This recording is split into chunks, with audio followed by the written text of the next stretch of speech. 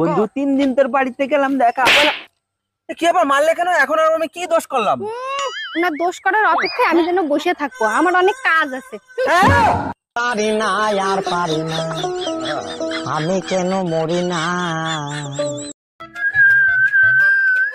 এই বন্ধু তোর বউ তো বাপের বাড়ি গেছে চল না একটু পার্টি করি না রে আমার বউ জানতে পারলে বহুত ঝামেলা করবে ওই দা বলছি ফোন তোরে খুব মিস করে আরে মিস না রে সন্দেহ করে সন্দেহ হ্যালো এই তো অফিসে যাচ্ছি হ্যাঁ মোটরসাইকেলে যাচ্ছি পিপি দেখিছো বিশ্বাস হলো তো মোটরসাইকেলে রাখো এ খুব জ্বালায় এত সন্দেহ কেন ওই দা আবার ফোন করেছে হ্যালো ওই তো খামার বাড়ি পাশ দিয়ে যাচ্ছি হাম্বা দেখিছো বিশ্বাস হলো তো আরে রাখো রাখো রাখো দেখিস কি সন্দেহ করে এতে যেটা বেটা ছেলের বিয়ে করতাম তাহলে সন্দেহ তো করতো না ওই দা আবার ফোন করেছে হ্যালো হ্যাঁ হোটেলে খাচ্ছি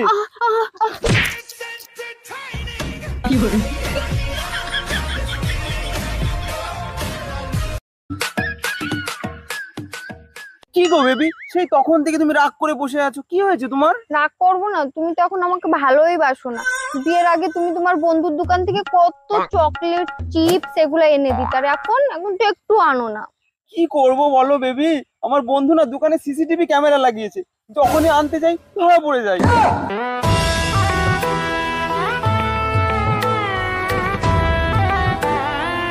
হ্যাপি ম্যারেজ অ্যানিভার্সারি সুপ্রিয়া বিবাহ বার্ষিকীর অনেক অনেক শুভেচ্ছা রইলো। এটা তো আমার জন্য বিরাট সারপ্রাইজ ছিল, তুমি ম্যারেজ অ্যানিভার্সারি মনে রাখছো? জানো কিছু দুর্ঘটনা আছে যা মানুষ মরার আগ পর্যন্ত ভুলতে পারে না। এই কি বললা তুমি? আমি তোমার দুর্ঘটনা ছিলাম?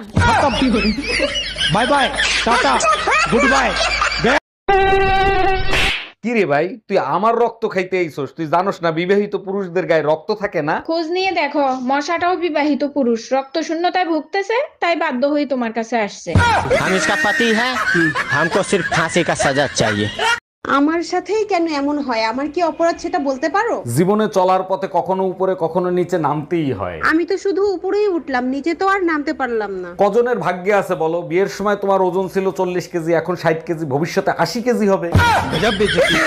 আরে ভাইজান মন খারাপ কইরেন না, বউ তালাক দিছে তাতে কি হইছে? আরেকটা বিয়ে করবেন। না ভাবি মন খারাপ অন্য কারণে। বলেন কি ভাইজান, আবার কি সমস্যা হইলো? বিয়ে করার সময় 1 টাকা যৌতুক নি নাই, শালির বিটি তালাক দিয়ে অর্ধেক সম্পত্তি নিয়ে গেছে। Bye bye tata good bye.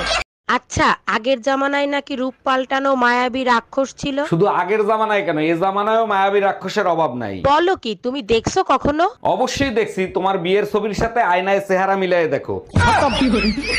Bye bye tata good bye Gaya.